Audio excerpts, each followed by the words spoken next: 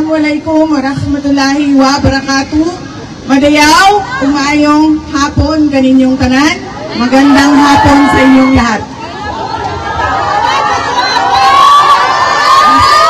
Basta Pilipina, guwapa nila.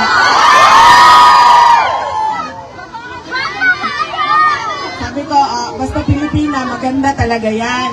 Bakit? Nakailang Miss Universe tayo. Diba? Ang dami nating Miss Universe na winners. Ibig sabihin, kilala tayo sa buong mundo bilang magaganda ang magaganda ang babae. Ang mga lalaki kaya?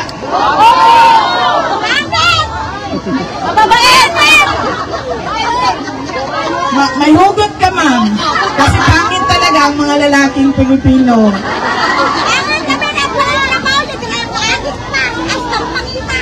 Ano ang mga gwapo, ma'am? Kung hindi gwapo ang Pilipino, gwapo ang?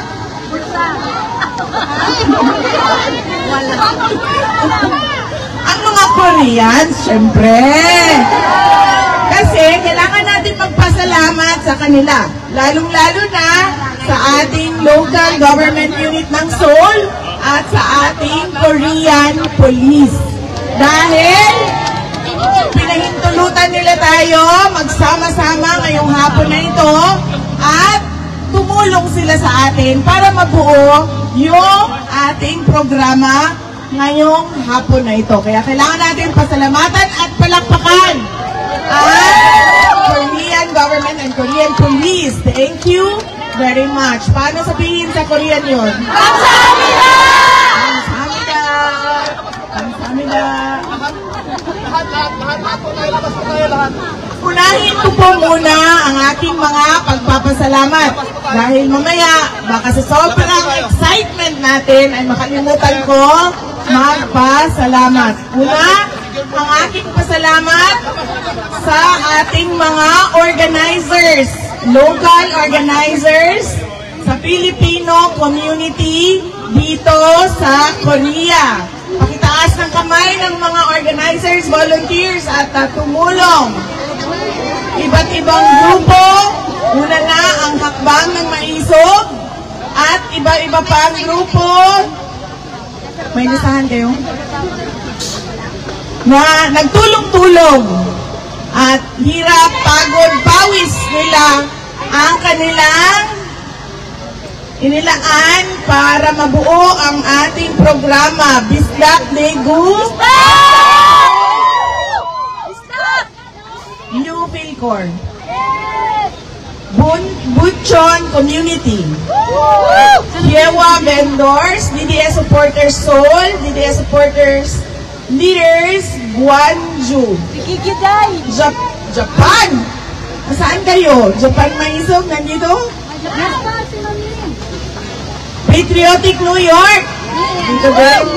At UFG at PBP. Maraming salamat sa inyong lahat. Ang susunod na pagpapasalamat ko ay mula sa akin para sa inyong lahat. Nagpapasalamat ako sa tulong ninyo, sa suporta ninyo, sa kampanya ninyo, at sa boto ninyo para sa akin nung nakaraang eleksyong taong 2022. Maraming salamat po sa inyo lahat. Ma'am, pag-usapan natin yan. Ang susunod na pagpapasalamat ay mula po kay dating Pangulong Rodrigo Duterte. Nagpapasalamat siya sa pagpapakita ninyo ng suporta sa kanya at sa inyong pagdarasal para sa kanyang kalayaan. Maraming salamat. At ang susunod na pagpapasalamat ay mula po sa aming pamilya.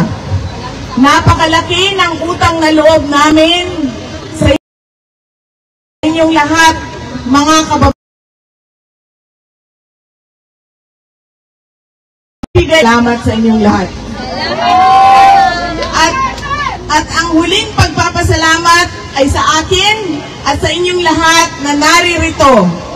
Marami sa inyo ang may trabaho, kailangan maglaba, nagpalit ng leave, nag-abs call sick, nag-absent galing sa ospital, Galing Pandape.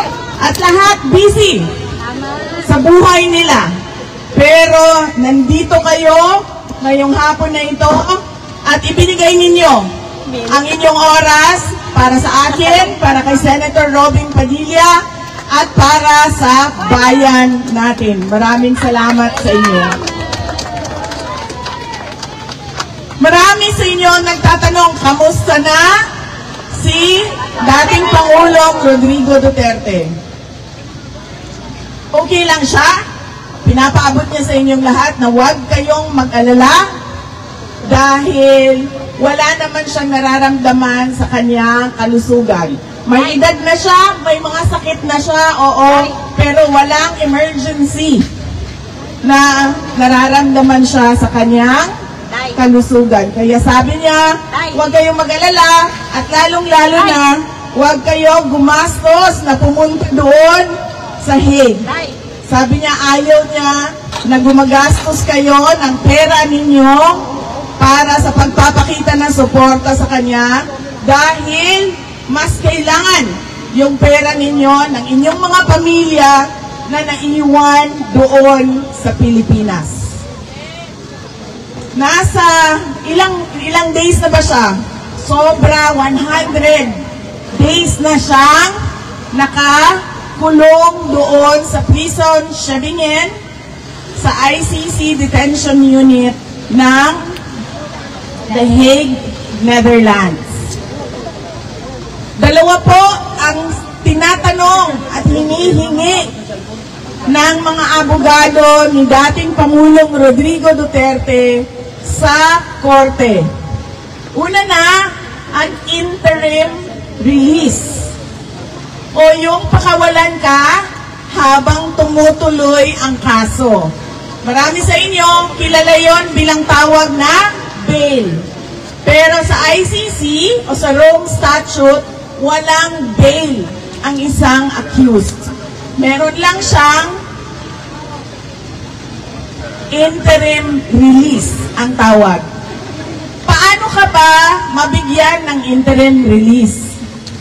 Unang-una, kailangan umattend ka ng hearing ng trial kapag sinabi ng korte na kailangan mo pumunta doon sa korte.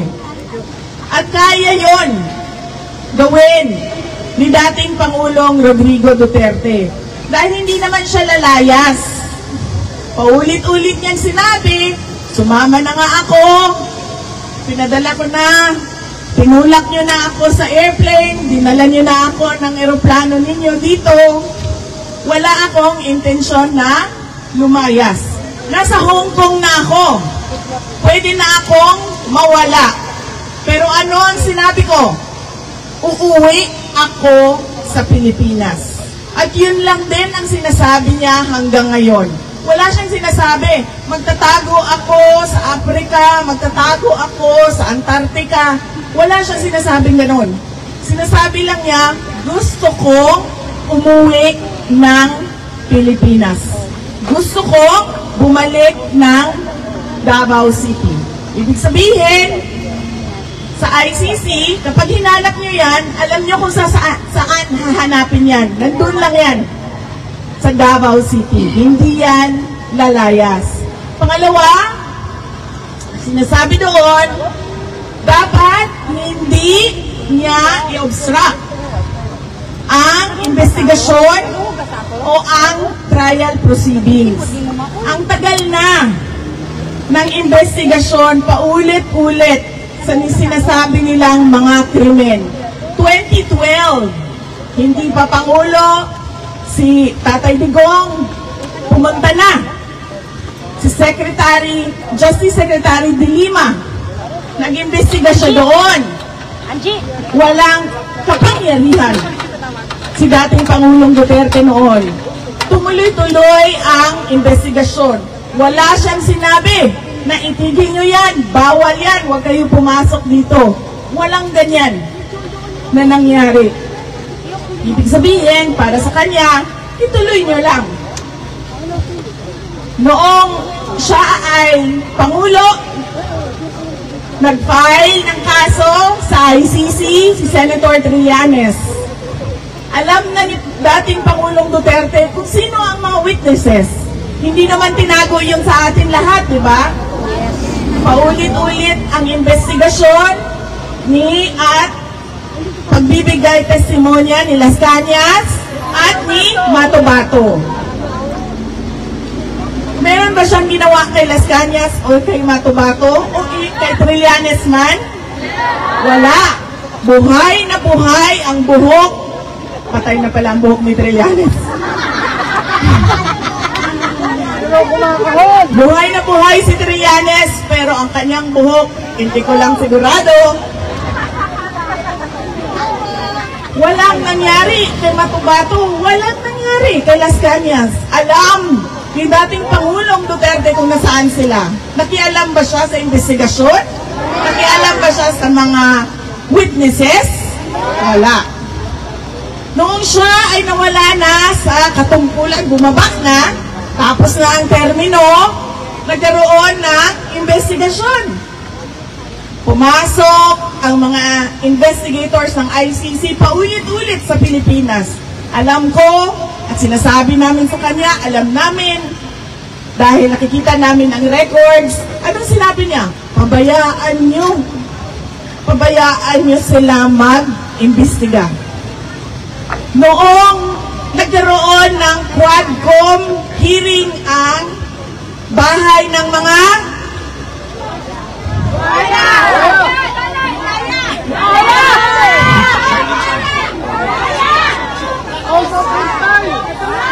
uy, alam nyo, sandali lang ha.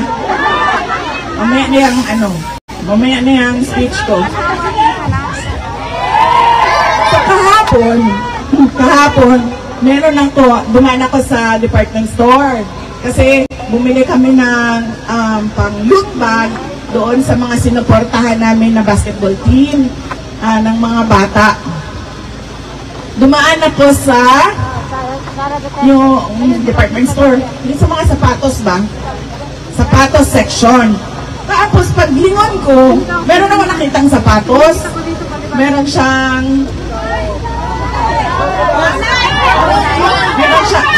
butoy-butoy ba? Ay, butoy-butoy, siya. Maganda siya. Panlalaki siya, panlalaki. Pero mapapalingon ka kasi kakaiba siya eh. Meron siya ang ganyan-ganyan.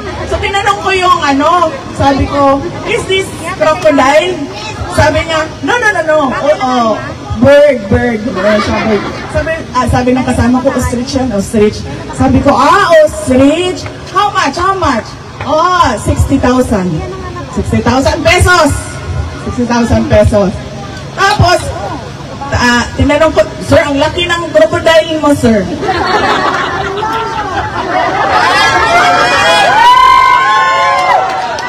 Tapos, tinanong, meron pong representative ang House of Representatives dito. So, ipakita mo sa kanila ang buhaya. Ayan, t-shirt, buhaya. So, sabi nung assistant, sales assistant, sabi niya, here, crocodile. Yun niya sa akin, maganda. Maganda talaga yung sapatos na crocodile. Tapos tinanong ko siya, sabi ko, how much? Sabi niya, ganito, in one. Tapos kinompute namin, 80,000 pesos. Ang sapatos na crocodile. Nakalimutan ko lang ngayon kung anong brand yun na daanan namin. 80,000 pesos. Ibig sabihin, kapag binalatan natin ang ating mga congressman at ginawa natin sapatos yung kanilang mga mukha, ikita tayo ng 80,000 isang pares. Ang sapatos.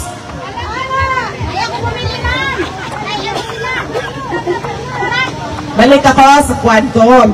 Nag-imbestiga sila. Sinabi nila doon sa isang nakaupo na witness nila, si Rohina Garma. Sabi nila, Rohina, pinatay mo ang boss mo. Meron kang mga kasama, pinatay mo ang boss mo.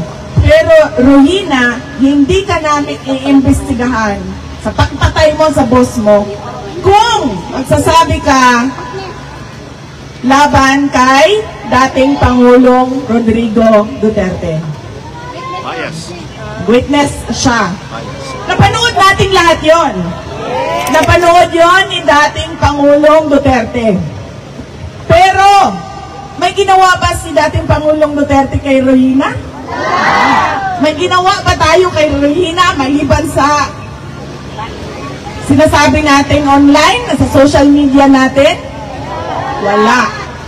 So, ibig sabihin, ibigay na nila yung interim release. Ang tagal na ng mga witnesses na nandyan. Walang nangyari sa kanila. Hindi pa siya Pangulo, naging Pangulo siya, hindi na siya naging Pangulo, nandyan pa rin yung witnesses na sinasabi nila. Ibig sabihin, hindi siya makikialam sa investigasyon o sa trial man. Ang susunod na pwedeng magpa-interim release o hindi pwedeng magpa-interim release kapag nagdududa ang korte na gagawa ka ng krimen. Eh, wala ngang krimen eh.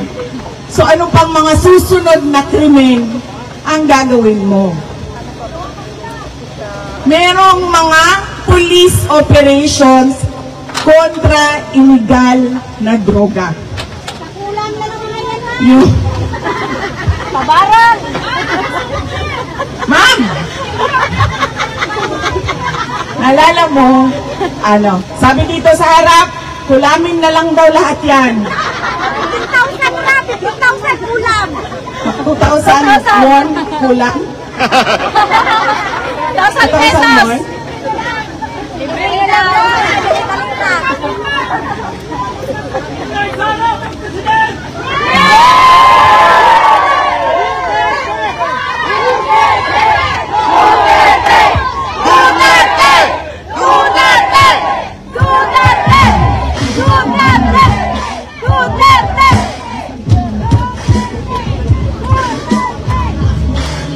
Pasensya na ha, sinisipon kasi ako na masakit yung lalamunan ko.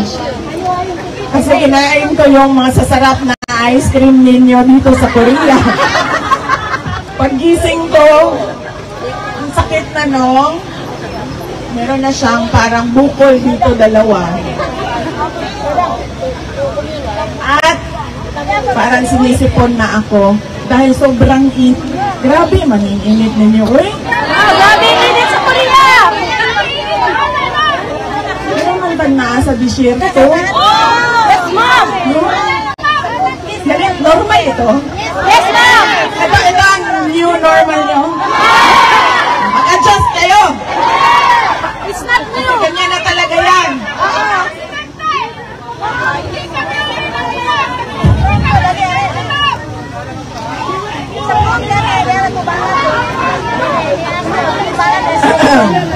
Saan ako? Sa interim release. Kaya, ibigay. Hinihingi natin na ibigay niya na yan. Hindi naman yan tatakbo. 80 years old, may mga sakit. Ang gusto lang niya, umuwi ng Davao City. Lahat ng witnesses niyo, buhay na buhay, simula noon hanggang ngayon. Si Trillanes, aabot na yan ng senior citizen. Diba? Walang nangyari sa kanya. Kahit yung kulam mo, ma'am, hindi effective.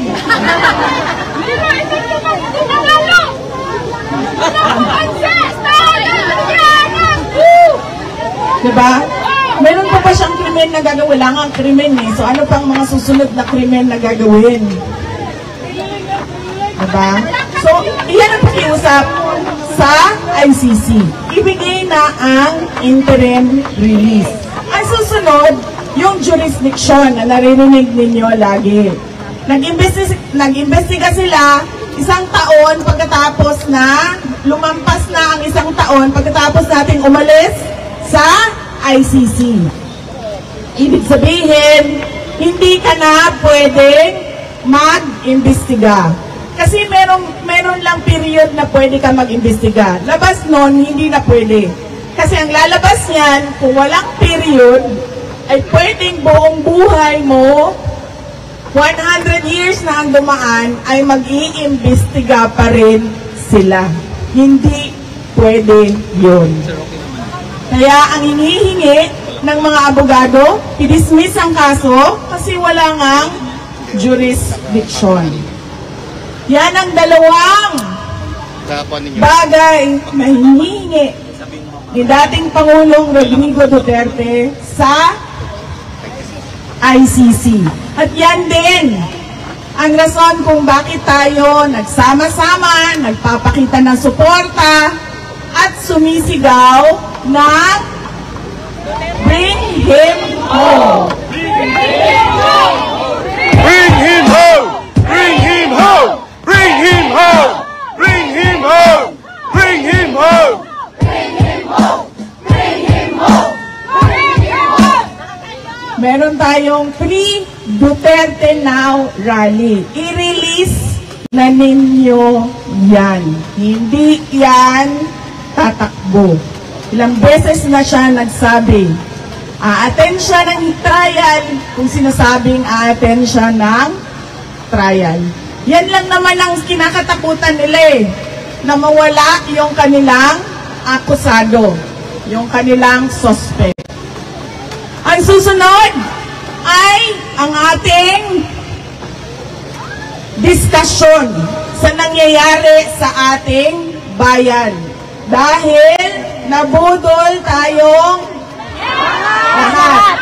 Huwag na nating pagdating na Inday Sara, kasalanan mo ito lahat.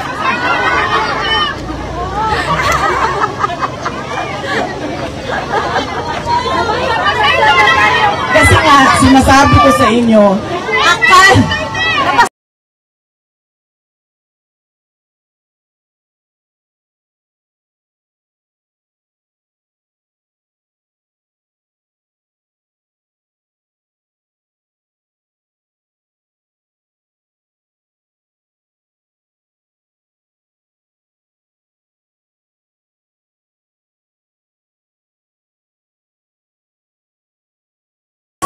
ay mas magandang Pilipinas kung ano yung nakikita at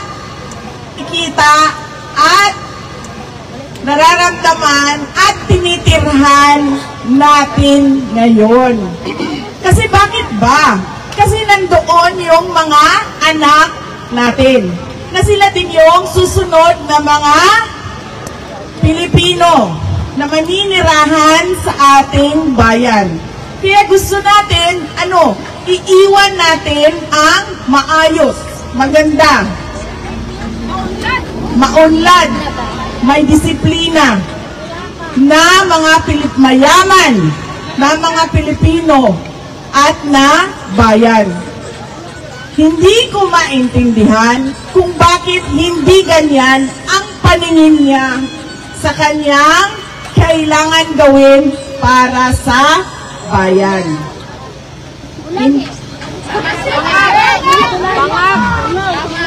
Hindi ko alam bakit lahat tayo pare-pareho ng pangarap para sa ating bayan. Pero merong iilan, ang malas pa natin, nakaupo sila lahat sa posisyon sa gobyerno, hindi pareho sa atin ang kanilang pangarap para sa bayan. Kaya bukas ay State of the Nation Address.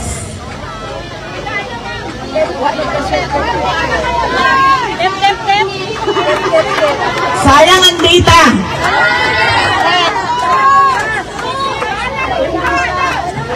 Kaya nga mamaya ako din ayaw ko na rin manood. Kasi alam nyo, sa totoo lang sa totoo lang talaga, natitrigger ako sa pag nakikinig ako sa kanya. Yung, naiirita ka ba? Minsan, minsan lampas irita na siya, minsan galit na siya.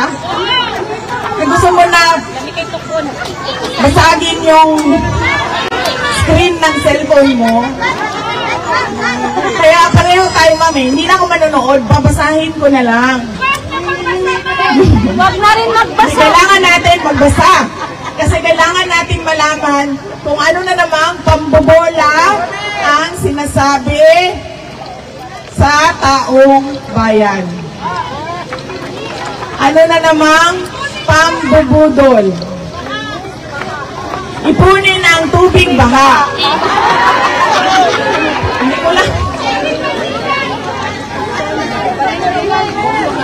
At mag-swimming ka na lang dyan kasi ganyan talaga. May bagyo, may baha. So bakit? Kung ganyan talaga, may bagyo, may baha, new normal na yan, at ganyan na talaga yan, bakit ang daming flood control projects? Bilyon-bilyon.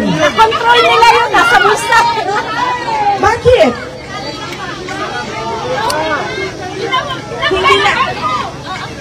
Yung sinasabi niya, at yung sinasabi niya sa susunod na araw, o sa susunod na linggo, magkaiba.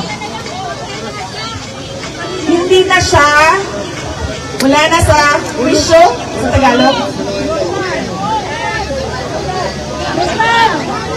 Tulad na lang din na 20 ang bugas. 20 ang bugas. Hindi ko alam kung saan galing yung naisip niya, na ipinangako niya para sa taong bayan na gagawin ng pamahalaan na 20 pesos ang kilo ng bigas. Kung alam niya na hindi magagawa yon, ibig sabihin noon siya ay nagsisinungaling, nambubudol. Una sa lahat, yung budget natin. Yung budget ng bayan, paano ba? Hinahati-hati lang ng mga congressman, ng mga boss mo, sir. Ikaw man representative nila. Hinahati-hati lang nila. Karamihan ng pera pumupunta sa bulsa, yes, at sa mga walang kwentang programa. Kasi hindi siya nabibigay sa mga priority programs ng government. Paano ko nasabi yun? Galing ako ng Department of Education. Pinapirma nila ako ng budget kung saan buong budget ng school building program ay hinati-hati ng mga iilang congressman. At sinabi nila sa akin, ganyan talaga ang paggawa ng budget. Na napaisip ako. Napaisip talaga ako. Ako ba ang mali? O nakasanayan na lang nila na ganyan ang kalakaran?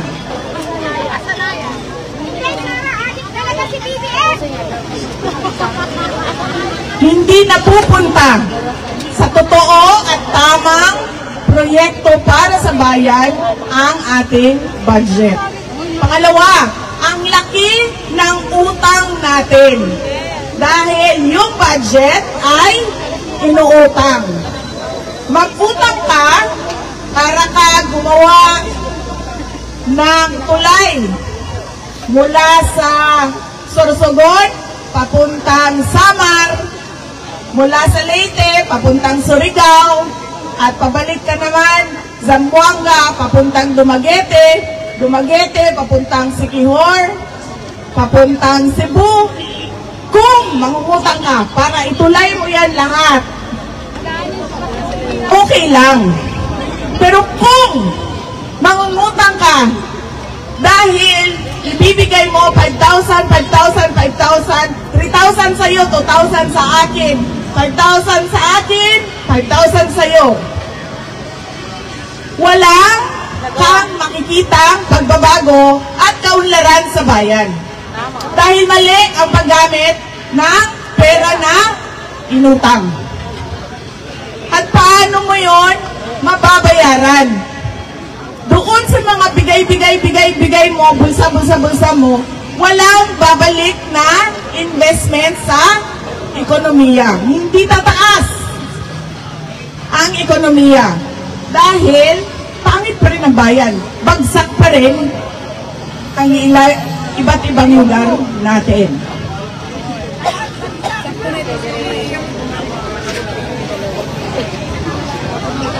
Susunod.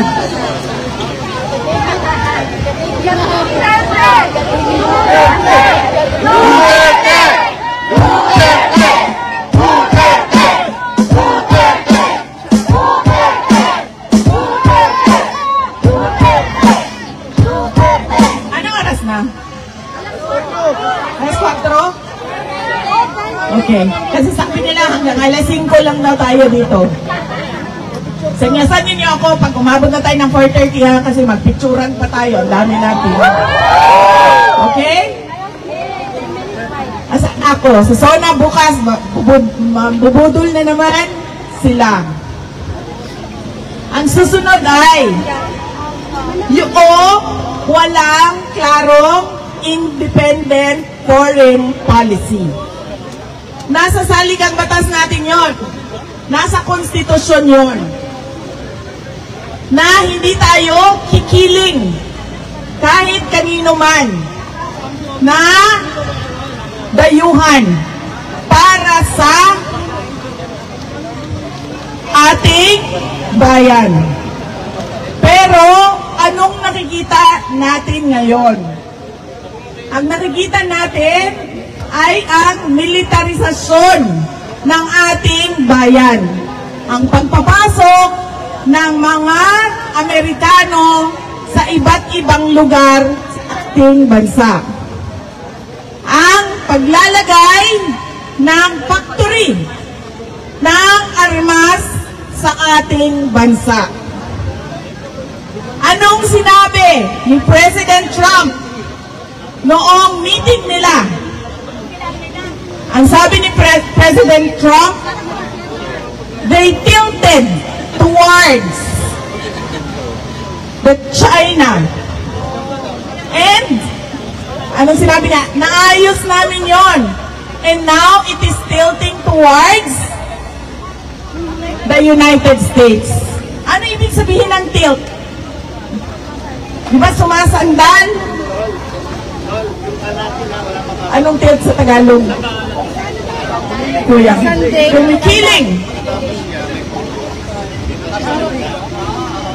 Kumikiling na ang ating foreign policy papunta sa US. Hindi ko word yan. Hindi ko salita yan. Napanood natin yan na sinabi. Kumiling ang Pilipinas sa Amerika. Hindi tama yon.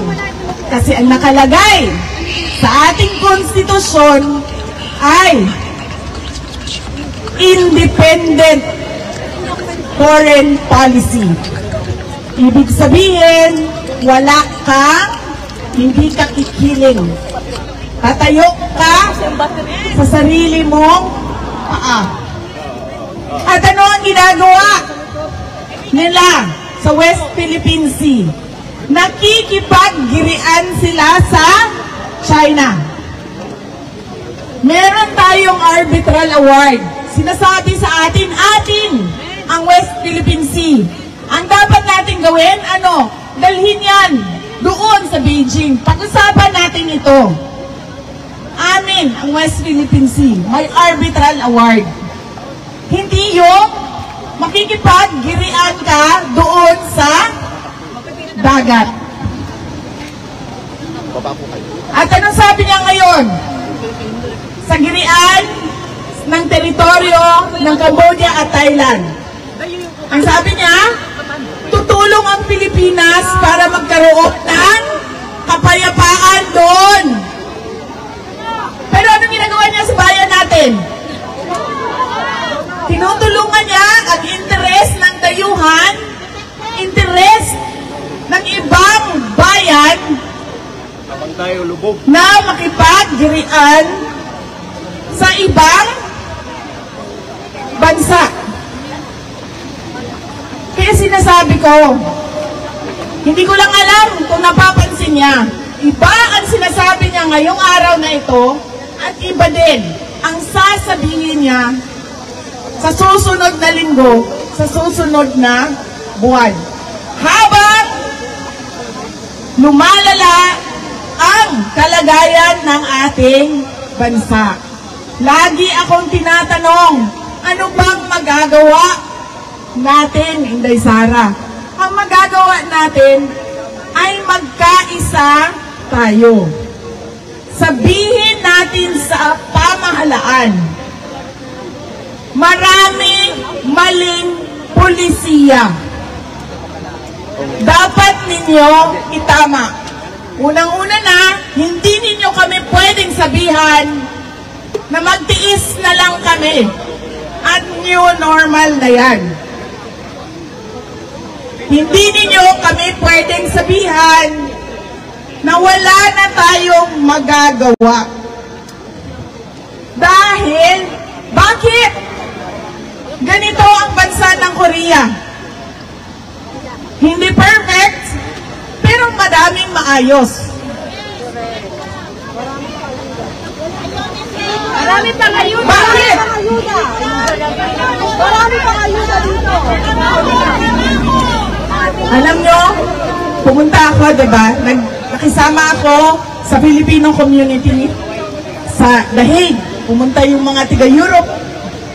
Pumunta kami sa Australia. Pumunta kami sa Qatar. Pumunta kami sa dito sa inyo, sa South Korea. Ang susunod namin ay sa Kuwait. Wala pang date. Hanggang ngayon. Wala sa kalingkingan ng lahat ng bansa na ito ang Pilipinas. Dahil walang nagmamalasakit na magsabi na pilitin natin ibangon ang ating bayan.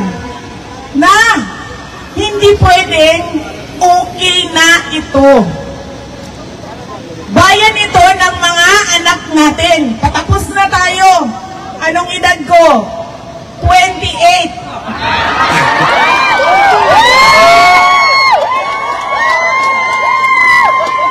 Uy, sandali.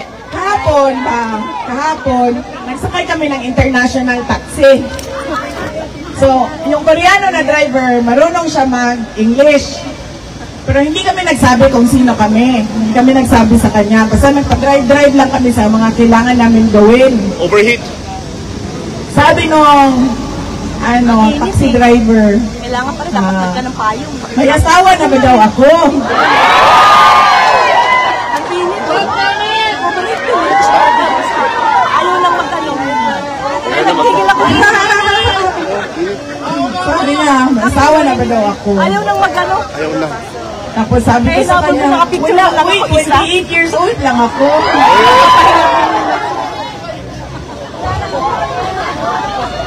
Oh, 28 years old lang ako. Patapos na ako sa mundo na ito. Yung anak ko, 8 years old pa lang.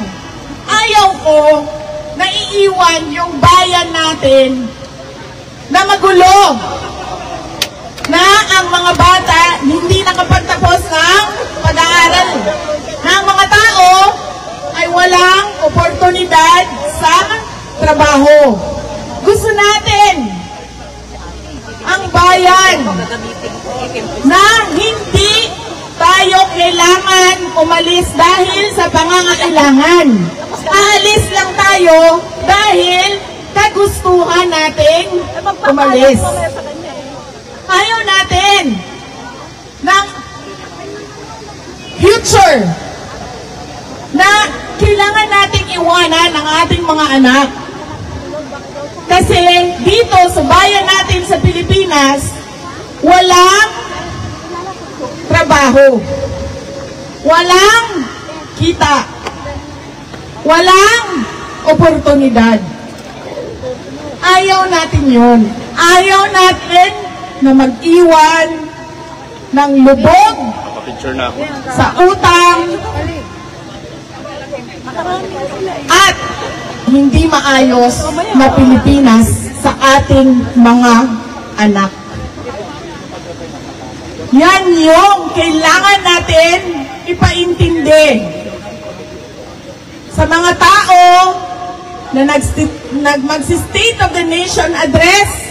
Yung mga kasamahan niya doon, magpapalakpakan sa lahat ng sinasabi niya na hindi naman natin nararamdaman doon sa ating mga barangay, doon sa ating mga tahanan. Kasi kahit ano pa man ang sabihin nila, yung mga picture nila, yung mga numbers nila, mga sulat nila, hindi natin nakikita sa ating mga komunidad. Kailangan natin ng mas maayos na pamamahala sa ating bayan. We deserve better. Hindi kami ang sasabihan, hindi tayo ang sasabihan na okay na yan. Ganyan talaga yan. Hindi pwedeng ganyan ang sagot ng gobyerno.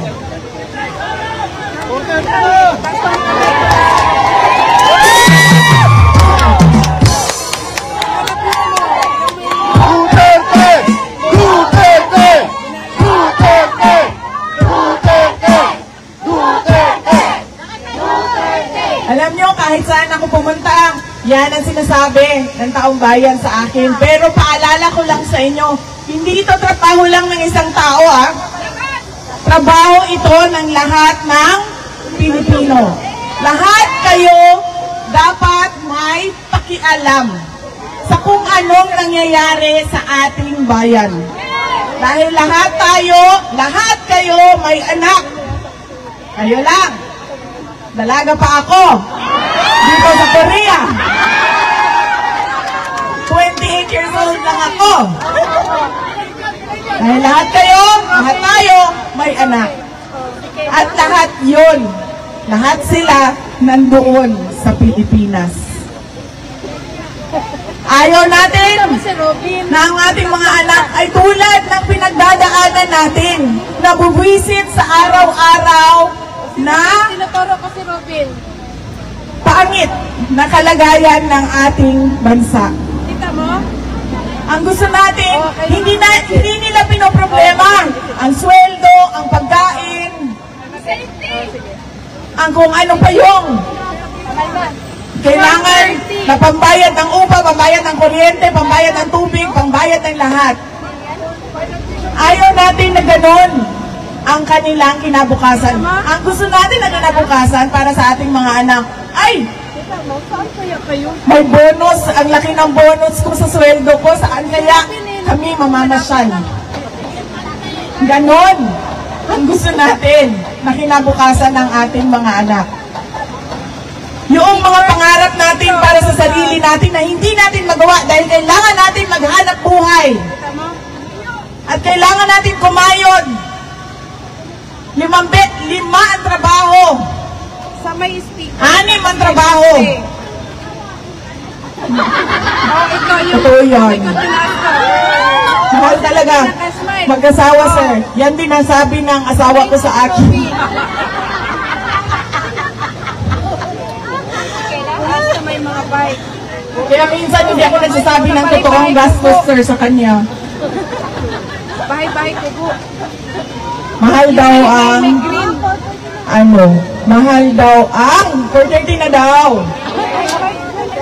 Okay. So, interim release, jurisdiction sa ICC.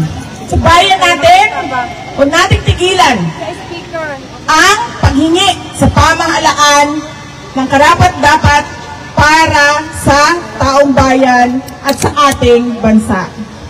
Mga kababayan, ang lahat ng ginagawa natin ay para sa Diyos, sa bayan, at sa bawat pamilyang Pilipino. Syukran. Duterte! Duterte!